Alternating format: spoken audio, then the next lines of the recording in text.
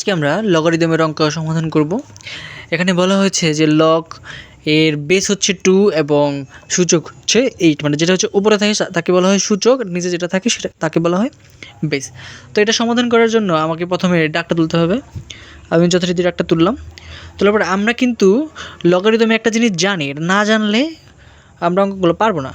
যেমন উপরে আর নিচে মানে সূচক আর বেস যদি একই রকম থাকে, যেমন ধরেন এখানে 1 এখানে 1, এর সমান সমান হবে 1। আবার কোনো একটা জিনিসের উপরে যদি এরকম শূন্য থাকে এটার মান হবে 1। যে কোনো জিনিস যে এক্সের উপরে শূন্য থাকলে এর মান হবে 1। তারপর জানেন যে জেডের এই উপরে আছে 10, নিচেও আছে 10, এর মানে হবে 1। মানে এইগুলো হচ্ছে সূত্র, এগুলো বেসিক জানতে হবে। আচ্ছা, তাহলে আমরা দেখতে পাচ্ছি যে এখানে সূচক হচ্ছে 8 এবং বেস হচ্ছে 2। এরকম থাকলে আমরা কি এই বেসের মতো এই যে বেসটা, এই বেসের মতো আমরা এটা বানাইতে পারি না যে 2 এর মাত্র উপরে 3 দিলেই তো 8 হয়ে যায়? তাহলে এটা যে কথা এটা তো একই কথা।